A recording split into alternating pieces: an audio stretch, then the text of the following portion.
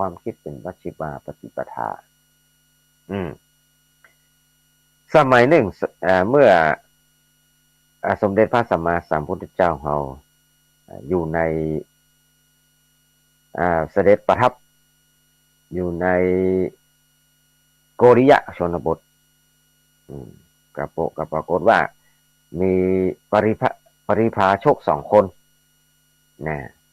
เป็นนักบวชนอกศาสนาคนหนึ่งชื่อว่าเสนิยะปริพาชกอีกคนหนึ่งชื่อว่าปุณณะปุณณะปริพาชกเสนิยะปริพาชกกับปุณณะเนี่ยเสนิยะกับปุณณะนักบวชทั้งสองนี่เป็นเพราะว่าเป็นนักบวชเป็นเดรัจฉีนอกศาสนาก็ประพฤติตนตามลัทธิอัตตกิลมัฏฐานุโยคเนี่ยแต่ถือว่านิกายสมาทานเป็นข้อปฏิบัติข้อวัดที่เขาปฏิบัติมันต่างกันคือเสนิยะปริพาชกนี่ก็ถือเอานิกายที่ปฏิบัติตนเพื่อได้รับความทุกข์ยากอย่างสุนัขอย่างหมาหรือว่าเป็นประพฤติแบบกุกุลวัฏเนี่ย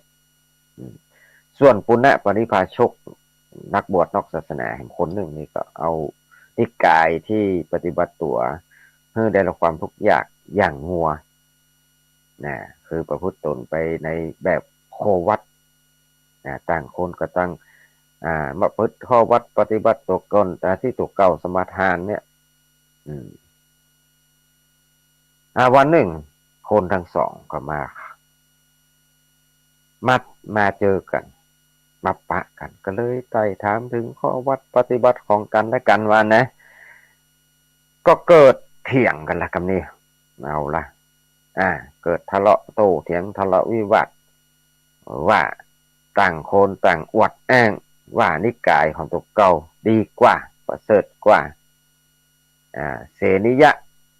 ก็ว่าการประพฤติตัวนิกายของตัวเก่าเนี่ยที่ทำอาการเหมือนหมาเนี่ยดีกว่านิกายที่ดีกว่านิกายที่ทำกิริยาเหมือนงัวส่วนเจ้าปุณณะปฏิปชกก็โต้ครับว่าต้องปฏิบัติอย่างโคกะอย่างงัวกะมีอานิสงส์มากกว่าประเสริฐกว่าของท่านที่ทำเหมือนหมาไอ้ก็เมื่อโต้เถียงกันไปโต้เถียงกันมาเอาละต้องมาลงกันแล้วกันนี้ก็โต้เถียงก็เซาะหาความดีหาใจตัวเก่าเลยมาสาธยายฟังก็ไม่ไผ่เป๊ะมีไผ่ชนะเนาะมีไผ่การว่างั้นแล้วก็มันมีไผ่ยำไผ่นะในสุดท้ายเมื่อสุดท้ายแล้วก็ไอ้เจ้าปุณณะไอ้เจ้าปุณณะปริพาชกนะเจ้าปุณณะก็เลยว่าเอาอีดีกว่าเฮาหยุดเถียงกันนะทำคานขนาดเฮ้ยเนาะเอาลำคาญแล้วเฮ้ยเราเถียงอย่างนี้เนี่ยก็มันมีจะหู้เรื่องได้ถ้าจะหู้แพ้หู้ชนะ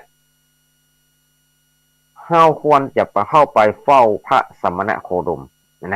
ว่าไปเฝ้าสมณะโคดมดีกว่าได้ยินกิตติศัพท์ว่าพระสมณะโคดมเป็นคนมีปัญญานักเป็นศาสดาเอกก็หู้เหมือนกันนะเป็นศาสดาเอกถ้าจะพิจารณาตัดสินสิ่งที่เราได้เถียงกันนี้ได้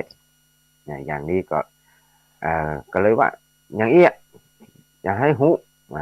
ว่าไผ่จะดีกว่ากันไผ่จะประเสริฐกว่ากันว่าก็ไปหาพระพุทธเจ้าแล้วกันนี่ไอ้เสนิยะปริพาชกนี่ว่าป้าก็ไปกะมันป้าก็ไปเพราะว่าเสนิยะนี่ก็บอกมันก็เลยโมโหเยอะเลยเนาะป้าก็ไปเสนิยะนี่เป็นคนนิสัยที่เป็นนิสัยที่ดุคนว่านิสัยขี้โมโหขี้โมโหครั้นเมื่อไปถึงเดินทางไปที่โกริยะชนบทเนี่ย เป็นที่ประทับเป็นที่ประทับขององค์สมเด็จพระสัมมาสัมพุทธเจ้าแล้วเนี่ยกันมาเดินมาถึงแล้วก็มีโอกาสได้เข้าเฝ้าอ่าถึงที่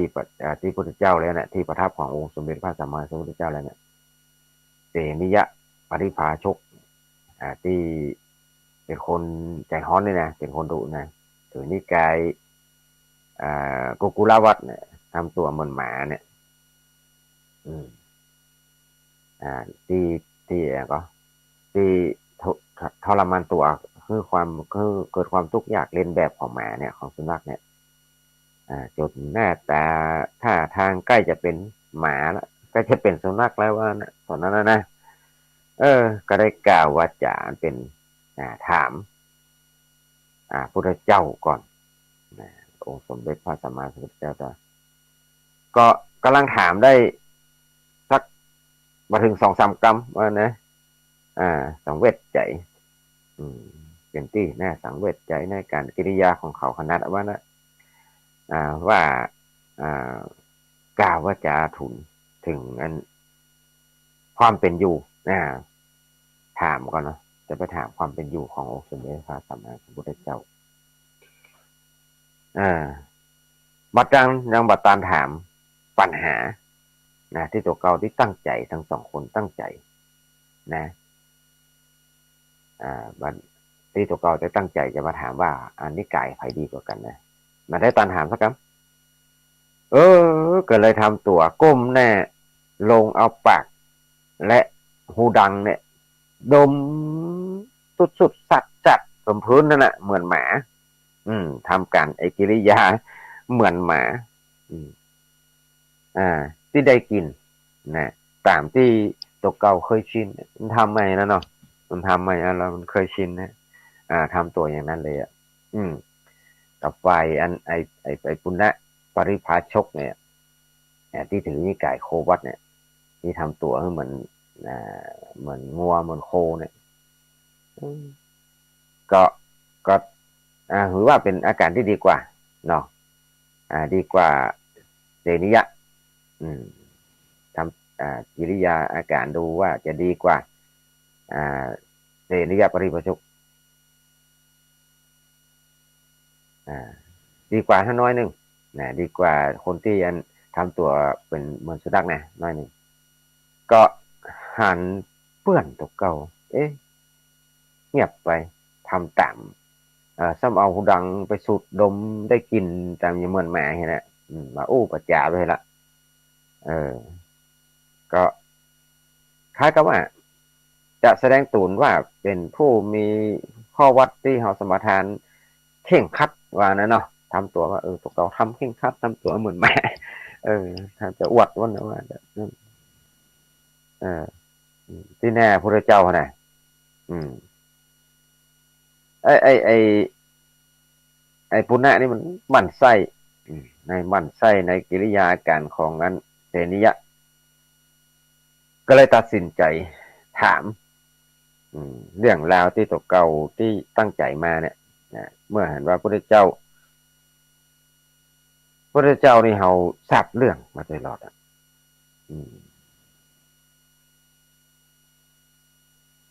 ก็ก็เลยทูลถามข้อข้องใจตัวก็ว่า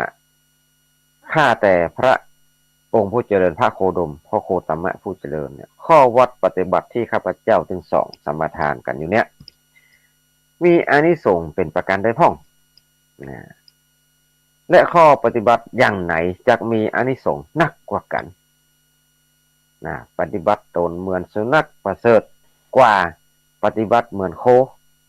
หรือว่าการปฏิบัติตนเหมือนโคประเสริฐกว่าการปฏิบัติตัวเหมือนสุนัขเหมือนหมาการที่ข้าพเจ้าทั้งสองนี่อุตส่าห์มาอุตส่าห์สมทานวัดมาอย่างช้านานบริบูรณ์เนี่ยบริบูรณ์แล้วคติจะเป็นจะได้พ้องมันจะเป็นจะได้ฮะความหมายเมื่อถ้าเมื่อทำการตายไปแล้วข้าพเจ้าทั้งสองจะได้พ้นทุกข์ก่อนทูลถามพระเจ้าอย่างนั้นจะได้พ้นทุกข์จะได้ไปเสวยสุขณที่ใดว่า ได้เสวยที่สุขที่ใดพระเจ้าค่ะแน่ถามองค์สมเด็จพระสัมมาสัมพุทธเจ้าองค์สมเด็จพระสัมมาสัมพุทธเจ้าก็ทรงเป็นสัพพัญญูเนาะรู้แจ้งในคติว่าคติไปเนี่ยแห่งสัตว์ตึงปวงแล้ว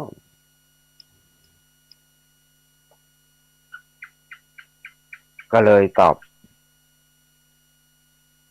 นะเมื่อพระเจ้าฟังอย่างนั้นนะก็มีพระกรุณาว่าจะไปอย่างไรถามอย่างไรนะพระเจ้านี่เปิ้นแห้มเปิ้นมือถามว่าสึงสามเตื้อว่าเนี่ยคำถามเนี่ยว่าไผ่ดีกว่าไผ่นี่นะไผ่ประเสริฐกว่าไผ่เนี่ยเราจะตายแล้วจะไปไหนจะมีความพ้นทุกข์ก่อนจะไปสวยสุขก่อนเนี่ยพระเจ้าห้ามสามเตื้อมาคือถามเรื่องนี้เพราะว่าเออไอสองคนนี้ก็เลยยังถามอยู่ปริพาชกสองคนนี้ก็ยังถามนะจนถึงครั้งที่สี่นะพูดตอนแรกพระเจ้าเพื่อนห้ามมาคือถามเรื่องนี้เพราะว่าถ้าจะตอบเนาะมันว่าอะไรกันเนาะถ้าจะตอบมันปัญหาบางทีไผ่ดีกว่าไผ่นี่มันก็ตอบว่าเพื่อนไม่อยากจะตอบอย่างนี้มันมีประโยชน์พระพุทธเจ้าก็เลยตอบในครั้งที่สี่พอครั้งที่สี่ตอบว่าเพิ่นกระทะเพิ่นก็เลยว่าดูก่อนปริพาชกเราตถาคตห้ามท่านนั้นนะถึงสามเตื้อมาฮือถามปัญหานี้โดยตอบไปแล้วมันจะมาเป็นที่ชอบใจของท่านพระพุทธเจ้ามันตอบมาอย่างนั้นแต่ท่านก็ยังดื้อดันถามด้วยความอยากรู้ฉะนั้นบัดนี้เราจะตอบปัญหาให้เธอตอบปัญหาพยากรณ์ให้เธอทั้งสองว่าพระพุทธเจ้าตอบอย่างนั้นข้อวัดที่ท่านทั้งสองประพฤติอยู่นี้เนี่ยเป็นอัตตกิลมัฏฐานุโยคปฏิบัติตนให้ลำบากไปเปล่าๆเมื่อมีอานิสงส์เมื่อมีผลอย่างประการใดเลยเป็นไว้นะพระพุทธเจ้าตอบอย่างนี้การปฏิบัติตนเหมือนสุนัขยักษ์ดีกว่าการปฏิบัติตนเหมือนโคก็หาบ่ได้การปฏิบัติตนเหมือนโคยักษ์ดีกว่าการปฏิบัติตนเหมือนสุนัขก็หาบ่ได้เพราะว่าข้อวัดปฏิบัติทั้งสองนี้เป็นการปฏิบัติที่ไร้ผลพระพุทธเจ้าตอบอย่างนั้นหมายมาเป็นปฏิปทามาเป็นแนวทางมาเป็นแนวทางที่จะสามารถที่จะทำตนให้บรรลุถึงความหลุดพ้นจากกองทุกข์ได้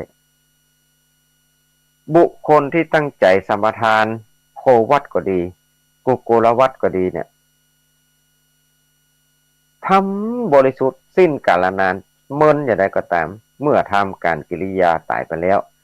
คติของเขาย่อมเป็นไปอย่างนี้เป็นไปดังนี้เนอะพระพุทธเจ้าตรัสในนั้นผู้ปฏิบัติทานผู้สมาทานโควัดปฏิบัติให้ได้รับความทุกข์ยากความทรมานเหมือนโคพยายามทำตูนตัวเรียนแบบให้มันโคทุกอย่างเนี่ยอย่างนี้นะเมื่อตายไปเขาจักได้ไปเกิดเป็นโคหรือว่าเป็นวัวสวยทุกข์ยากอยู่ในติรฉานภูมิเพราะเหตุเพราะว่ามีจิตใจลุ่มหลงและยินดีพอใจในความเป็นโคเนี่ยพระเจ้าตรัสผู้ที่สมาทานกุกุลวัฏปฏิบัติตนให้ได้รับความทุกข์ยากเหมือนอย่างสุนัขพยายามทำตนเรียนแบบเพื่อเหมือนสุนัขทุกสิ่งทุกอย่างเมื่อตายไปเขาจักไปเกิดเป็นสุนัขเสวยทุกข์อยู่ในติรฉานภูมิเพราะว่าเหตุที่มีจิตใจลุ่มหลงและมีความยินดีพอใจในการเป็นสุนัข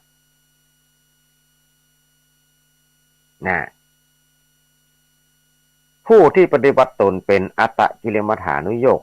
อย่างเช่นนี้มีความสำคัญผิดว่าสมทานโควัดก็ดีหรือว่ากุกุลวัดซึ่งเป็นข้อปฏิบัติแห่งตัวเก่าเป็นการสมทานที่ มีผลประเสริฐนะคิดว่าสำคัญผิดเนาะว่าเป็นการสัมพันธ์ที่ดีมีผลที่ประเสริฐจะเป็นเหตุให้บรรลุถึงวิมุตติธรรมความพ้นทุกข์ได้เนี่ยบ่ใช่นะจะเป็นเหตุให้ได้รับความพ้นทุกข์กับบ่ใช่มาที่เป็นที่พอใจโดยส่งผลให้เกิดเนี่ยปฏิบัตินี้เนี่ยจะทำให้เราไปเกิดเทวโลกเป็นเทวดามีอำนาจจริงอย่างแล้วเป็นความเข้าใจ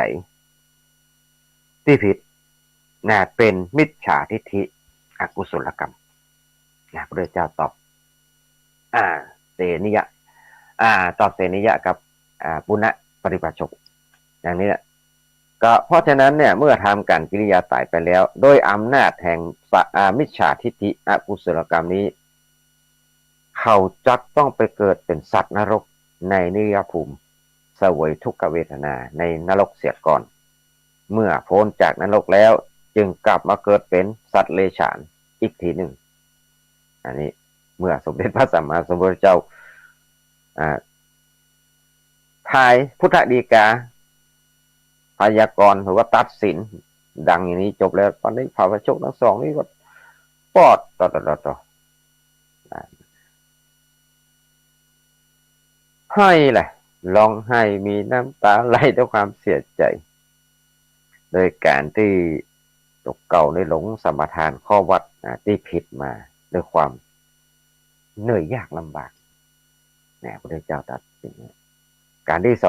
องปริภาชกเนี่ยครับเสนิยะ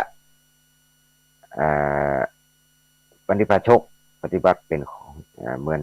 อนหมาโดยสังกัดนิกายกุลวัตเนี่ยปุณณปริภาชกพูดไปตนให้มันเหมือนโคเนี่ยเนาะสังกัดนิกายโควัตเนี่ยตั้งก็เลยตั้งที่ตั้งแน่ปฏิบัติอย่างเนี้ยที่ศาสตราจารย์นักคิดอะไรอย่างก็อาจารย์ใหญ่ที่เกิดบัญญัติไว้ตั้งแต่ต้นนะแต่แรกนะมีโดยความหลงผิดน่าเป็นเมื่อเนี่ยเออจนยุคจนยากเพราะว่าเขามีความปรารถนาอย่างแรงกล้าที่จะบรรลุพุทธพ้นได้เพราะว่าอัตตกิลมัฏฐานุโยคเนี่ยแบบโควัตหรือว่ากุลวัตเนี่ยเชื่อว่าที่ตัวเก่าทำอย่างเนี้ยก็เป็นจะเป็นแนวทางให้สำเร็จเป็นพระอรหันต์ได้นะโอ้เป็นการปิ้นเนี่ยปัจจัยสักกรรมแน่คิดอย่างนี้เนี่ยแทนที่ได้รับผลสำเร็จเป็นอรหันต์ถึงวิมุตติธรรมแต่พ้นทุกข์ประสบสุขก็เป็นว่าเป็นที่ผลจะเป็นที่หวังเนาะที่หมายไว้ก็มีผลร้ายฮะกับส่งผลไปเกิดเป็นสัตว์ในระภูมิอย่างที่พระพุทธเจ้ากล่าวคือเกิดเป็นงัวแล้วเป็นหมาและเกิดเป็นสัตว์นรกตามที่พระพุทธเจ้าได้ตัดสินเฮ้ยก็เลยการที่คนเฮาเนี่ยไอ้สองคนนี้เนาะลงปฏิบัติตามลัทธิที่ผิดประเข้าท่าเนี่ยโดยถือเพศเป็นปริพาชกนักบวชของนอกพุทธศาสนาเนี่ยแล้วมีความเข้าใจว่าข้อวัดปฏิบัติทาหรือว่าปฏิปทาของตัวเก่าจากส่งผลให้เป็นพระอรหันต์ได้เนี่ยได้ถึงรับถึงความโดดพ้นจากกองทุกข์คือได้ประสบสุขมันก็มีมาทุกยุคทุกสมัยเหมือนกันน่ะมีมาทุกยุคสมัยนะเมื่อเดือนนี้ก็ยังมีเนอะคณะสถานผู้ฟังอะไรอย่างที่เราได้หันในอย่างว่าในในข่าวในไลน์ในอย่างนี้ทุกเจ้าหอในปฏิบัติตัวผู้ว่าอย่างว่าที่ไปทำตัวอย่างจุ่มน้ำอย่างในโอ่งในหม้อในอย่างนี้แล้วก็จะให้มันได้เป็นอย่างเงี้ยล้างบาปล้างอย่างเนี้ยที่ว่าไป10 กรัมอย่างเนี้ยเนี่ยจะโดนไปได้โดนเนี่ยโดนสำนักพุทธศาสนาเข้าไปคนไล่ออกแล้วคนไล่ออกไปแล้วเนี่ยยังมีเนี่ย คนเฮามันประเดี๋ยวนี้มันเชื่อไปเลยเนี่ยยังไงก็มีเหมือนกันนะมันมีทุกสมัยนะเออแล้วบางคนเนี่ยมันร้ายนะจะปรงใจเชื่อสนิทเลยนะเออบางทีก็เนี่ยตามลัทธิตามคำสอนไปเลยเนี่ยบางทีก็เลยเชื่อเลยนะบางทีลัทธิอัตตากิลมัฏฐานุโยคเนี่ยนะที่ตัวเก่าปฏิบัติต้องเป็นหนทางที่จะเป็นสำเร็จพระอรหันต์เนี่ยได้เหมือนกันเลยเมื่อไอ้ตุกหมู่พวกเนี้ยเสพหรือว่าสมทานเข้าวัดนะปฏิบัติอย่างนี้เนี่ยเป็นคำสอนที่ผิดนะพอเมินเข้าก็จะมันเกิดความสำคัญผิดเลยเกิดความสำคิดไปเลยเถิดประตุกเก่าเป็นสำเร็จพระอรหันต์น่ะเป็นพระอรหันต์บรรลุว่าเรื่องนี้ก็มีมาเหมือนกันมีมาเยอะเหมือนกันเนอะเนี่ยอย่างประเดียวเนี่ยอันนี้ที่พระพุทธเจ้าได้กล่าวว่าต่างหมู่เนี้ยมาจะเป็นต่างต้นพุทธมันก็มีเรื่องหลายเรื่องหลายคนเหมือนกันในสมัยพุทธในพุทธเจ้าคนที่เข้าวัดปฏิบัติแบบเนี้ยแบบเนี้ยเรื่องนี้จะจบมาเนี่ยกี่โมงกี่นาทีเลย35 นาทีเอาละเอาไว้เล่าวันหน้าเนาะแล้วเล่าวันหน้าวันนี้ก็ตะกี้เนี่ยที่ธรรมาภาพได้เกริ่นได้เกริ่นไปเรื่องที่องค์ที่พระเจ้าได้ตรัสรู้อริยสัจสี่เนี่ยที่ว่าที่เนี่ยมาใจหนต่างพ้นทุกข์ล่ะโยจายังกาเมสุกามาสุขันธิโยโกการประกอบพัวพันด้วยกามก็ดีหรือว่าเป็นอัตตกิลมัฏฐานุโยโคก็ดีเป็นการทรมานตนให้ลำบากเนี่ยให้เกิดทุกข์แก่ผู้ทำก็ดีก็มาสามารถจะพ้นจากข้าศึกกิเลสได้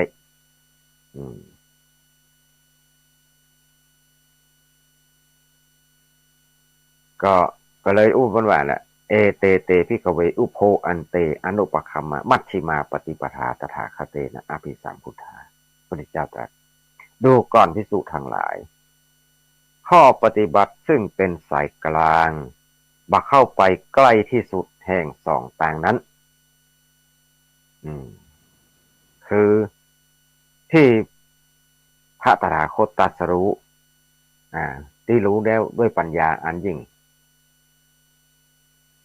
ทำดวงตาทำญาณเป็นเครื่องรู้ย่อมเป็นไปเพื่อความสงบเป็นไปเพื่อความรู้ยิ่งเป็นไปเพื่อความรู้ดีเป็นไปเพื่อความดับเนี่ยก็ทั้งว่าจักขุกรณีญาณกรณีอุปสมายะอภิญญายะสัมโพธายะนิพพานายะสังวัตติจักขุกรณีด้วยดวงตาเนี่ยญาณกรณีด้วยทำญาณเป็นเครื่องรู้อุปสมายะบำเพ็ญไปเพื่อเข้าไปสงบระงับเป็นไปเพื่อความรู้ยิ่งสัมโพธายะนิพพานายะเป็นไปเพื่อความรู้ดีเป็นไปเพื่อความดับนิพพานนะ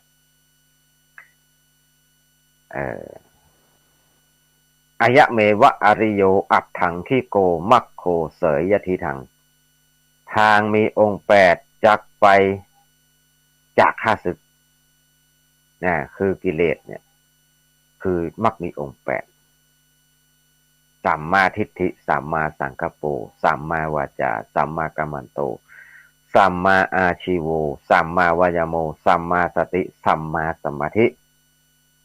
คือปัญญาเห็นชอบความดำริชอบ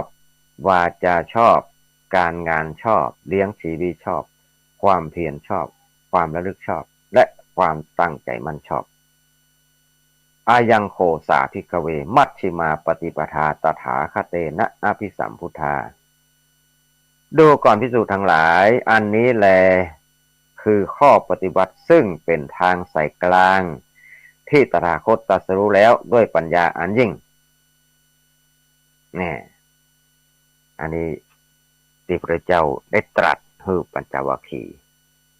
นะคือกับเป็นแต่ปัญจวัคคีย์ทั้งห้าเนี่ยเมื่อยังไง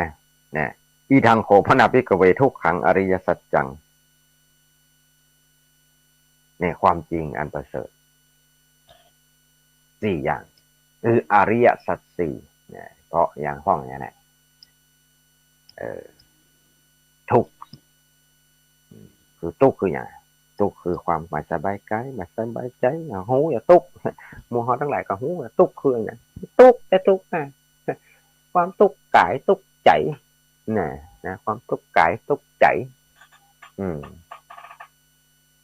ทุกข์เพราะอย่างไรอย่างเป็นตัวทุกข์ขันธ์ที่บนสวดมนต์พระเจ้าทำวัดแปลพระเจ้าชาติปิทุกขาแม้ความเกิดก็เป็นทุกข์ชราปิทุกขาแม้ความแก่ก็เป็นทุกข์มรณะปิทุกขังแม้ความตายก็เป็นทุกข์โสกะปริเทวะทุกขโทมนัสสุปายาสาปิทุกขาแม้ความเศร้าโศกความลำไรลำพันธ์ความไม่สบายกายความไม่สบายใจความคับแค้นใจก็เป็นทุกข์เนี่ยสรุปแล้วทุกข์คืออย่าง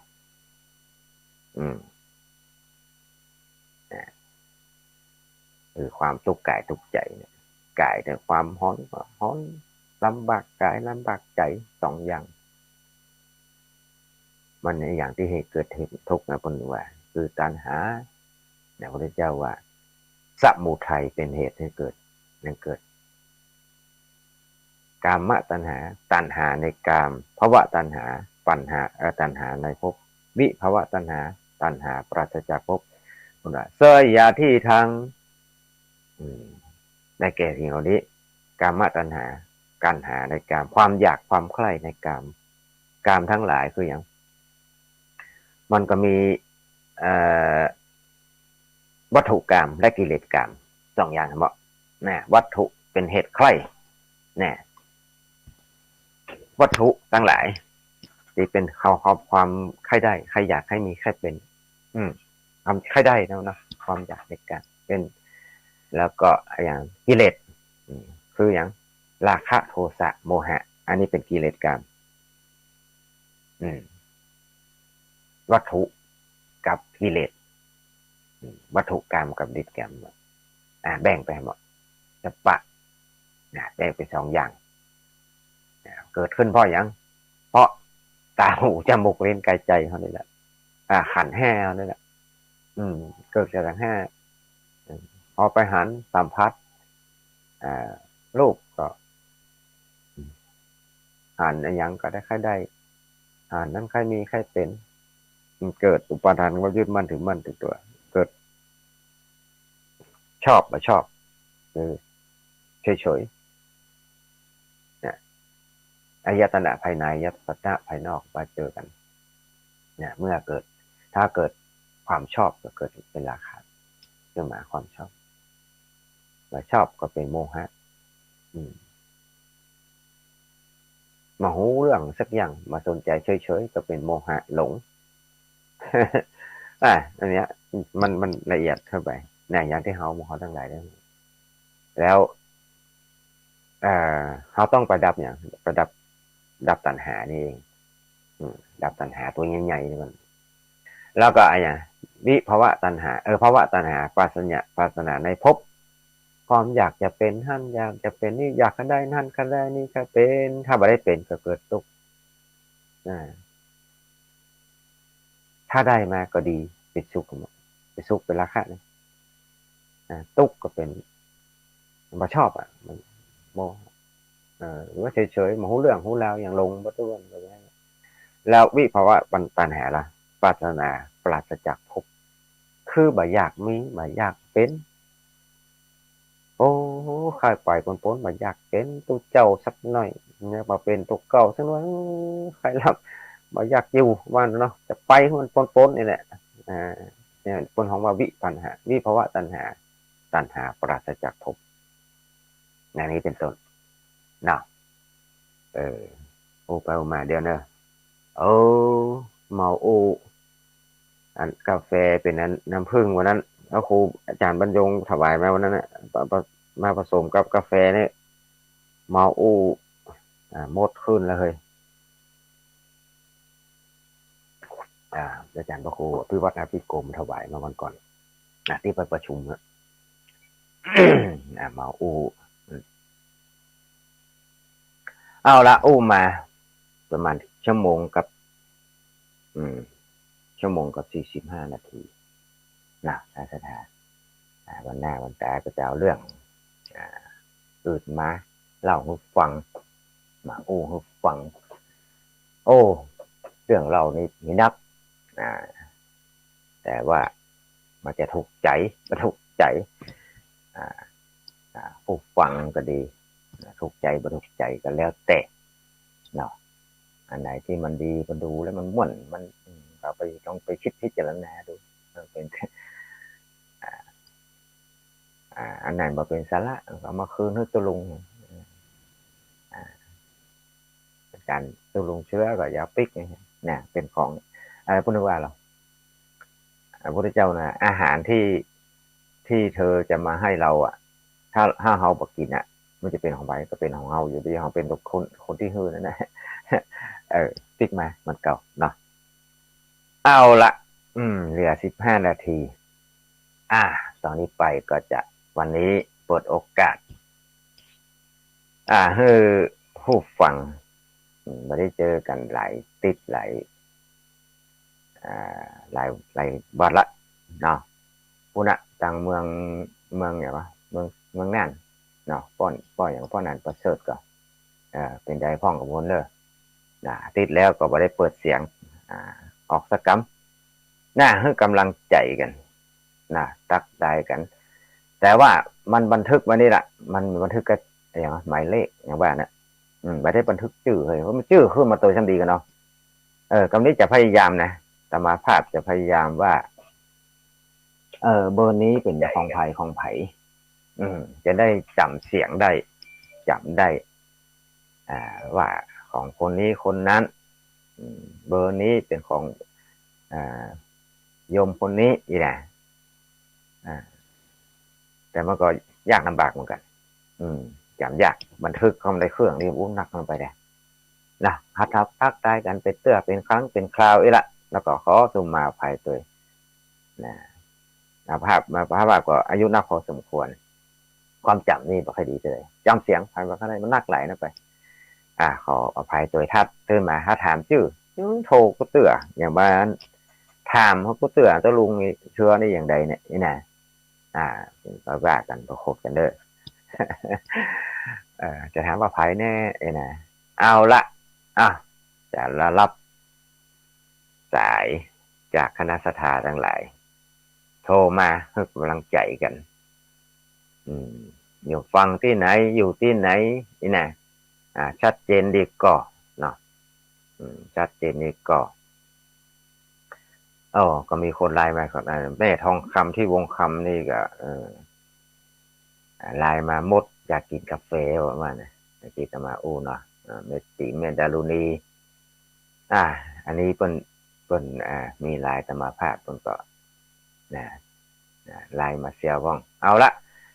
06498633550649863355ใครเป็นสายแรก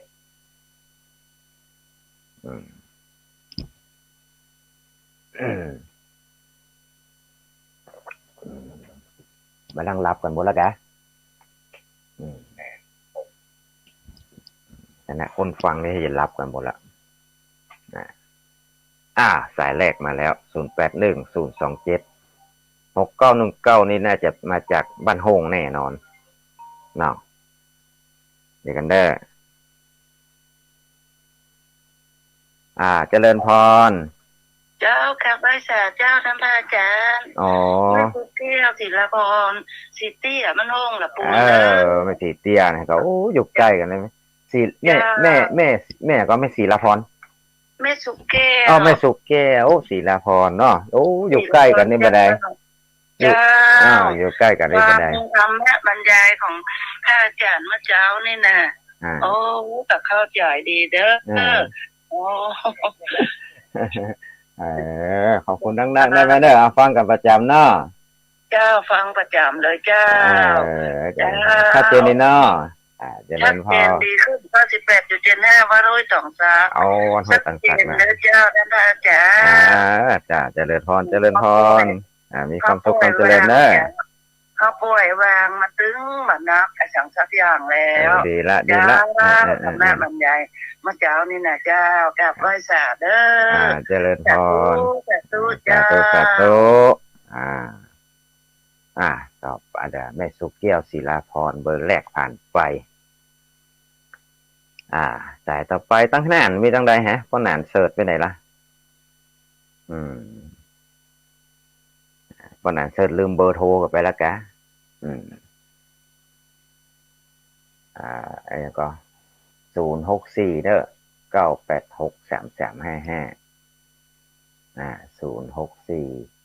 9863355โอ้355นี่ออกไปแล้วเด้อออกไปหลายงวดละเออตั้งแน่นก็ได้ตั้งฟังก็ดีตั้งอะไรก็เวียงปรับเป้าก็ได้เนอะไปละถ้าอยากเหลือเวลา10 นาทีสายต่อไปเจริญพรเด้อโทรเข้ามาได้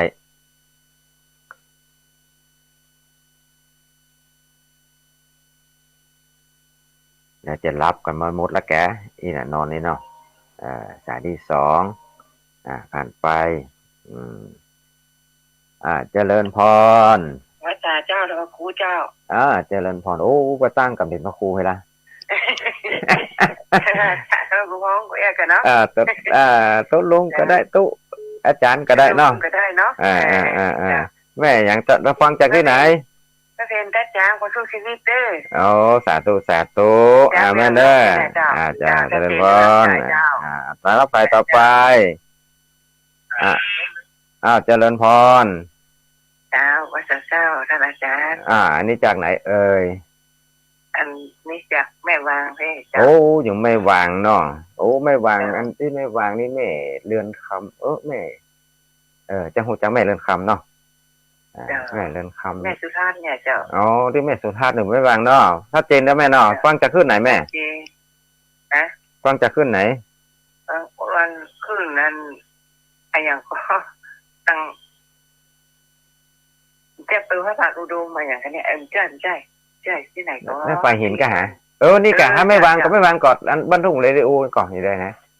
จะมีหลายที่แต่ไปเห็นเนี่ยฟังเจ้าจะเริ่มพรเด้อแม่อย่างก็เนี่ย22คุณ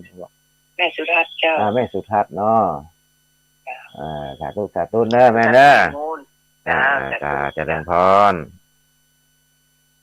แม่สุทัศน์ตะกี้มาได้รับสายภายหลายคนบางกันเด้อมาซ้อนกันน่ะเนาะ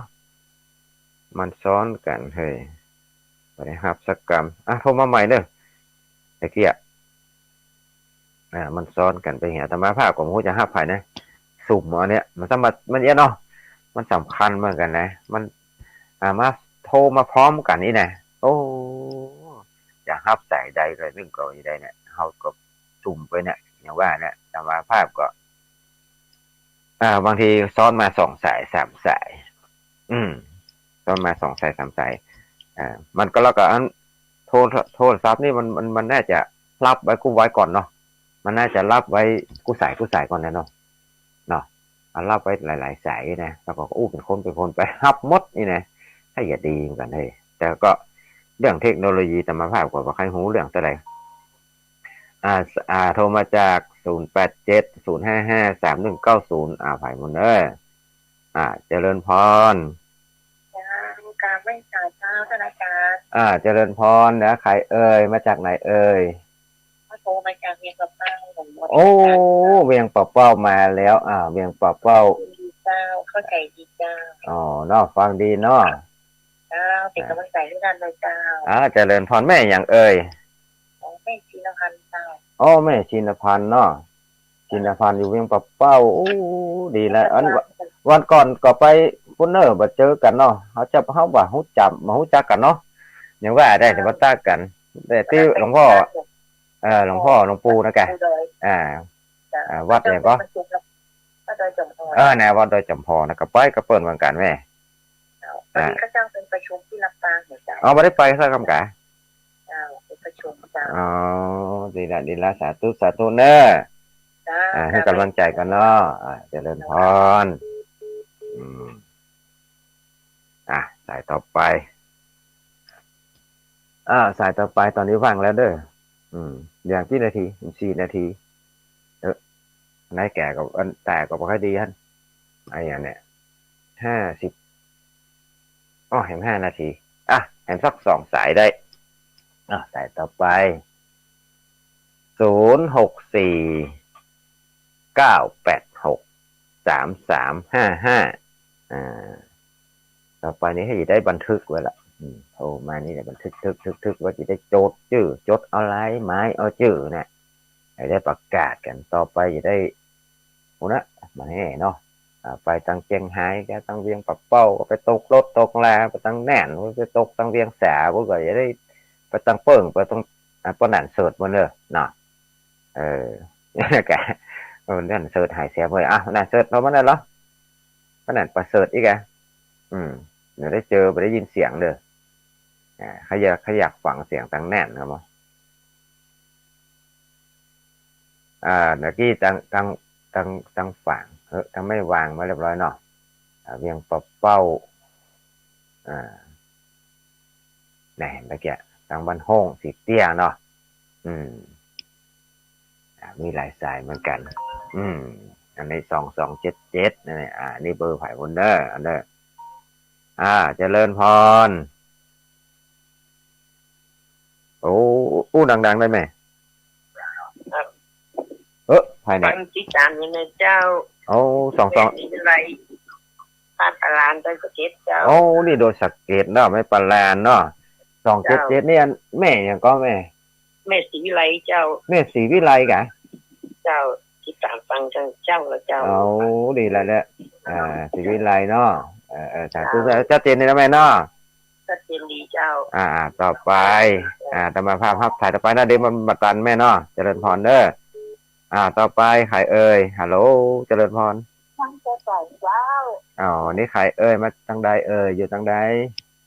ล่องบัวแดงยายฮอนล่องบัวแดงร้องบัวแดงสังกะแปงเนาะแม่เนาะเจ้าสาธุนะแม่นะฟังชัดเจนดีนะแม่เนาะเจ้าทั้งสายนี้104เมกะเฮิรตซ์แล้วแม่เจริญพรเด้อต่อไปเบอร์ต่อไป4229ขายเจริญพรวัดนี้เจ้าวัดบ่เป็นยังเจริญพรแม่อย่างเอ่ยแม่บุญศรีสร้างเลงสมถึงเวียงน้องหลองหลังเพิงเวียงน้องหลองเนาะอยู่ไกลกันนี่บ่ได้เนอะวันเดียวแม่ไม่ได้ฟังไป9นะทันอยู่ในน่ะทันว่าอาจารย์น่ะอย่างก็อยู่วัดอยู่วัดม่อนฤาษีโยมแม่อยู่ม่อนฤาษีได้รอได้แกปากตังสามัคคีแต่ก่อนนี้อยู่วันเชียงใหม่แม่ไปเรียนหนังสือประเด็นนี้ติ๊กมาอยู่ม่อนฤาษีก็มาออกวิทยุเปิดเนาะเจริญพรได้ไหมกันได้ไหมเด้อเจริญพรต่อไปสาธุฮัลโหลเจริญพรนี่จังแม่ยังเอ่ยจังใดอ้วนเจ้าแม่คำอ้วนอีกไปแจ้แม่สุแก้วแม่สุแก้วตะกี้มันจะไงแม่สุแก้วลีลาพรจะไงเจ้าคนละคนเนาะแม่สุแก้วนี่ไหนจังใดแม่สุแก้วคำอ้วนสีโพธารามเจ้าแต่อ่านฟังดีเนาะจังพูดเนี่ยแม่สารปีเจ้าสารปีเนาะชัดเจนนะแม่เนอะเจริญพรต่อสายต่อไปก่อนแม่มันน่าเกินได้เจริญพร อันนี้จากไหนเอ่ยจากไผเอ่ยอ่ะจะมาฝากกันอย่างว่านะถามคุณเตือแล้วอ่ะ เมืองนวลเนาะเมืองนวลปางกระแพงหินเทพเสด็จเจ้า อ๋อเทพเสด็จเนาะแม่นวลเนาะโอ้หลายเสียงหลายสายเนอะเอาละเจริญพรเนอะแม่เนอะจัดเวลาจะหมดแล้วเนาะแหมหนึ่งนาทีเนอะแม่เนาะ จ้า เจริญพร จ้า ให้กำลังใจกันโอ้ดีละเวลาก็จะหมดแล้วก็ขอนำรายการจากคณะสาระก่อนก็ขอขอบคุณทุกเสียงทุกสายที่โทรมาให้กำลังใจกันเนาะก็ขอให้ทุกคนทุกท่านประสบแต่ความสุขความเจริญได้รู้หันธรรมขององค์สมเด็จพระสัมมาสัมพุทธเจ้ากู้ผู้กู้คนเนอจัตตาโลธรรมาวัฏันติอายุวันโนสุขังพระลัง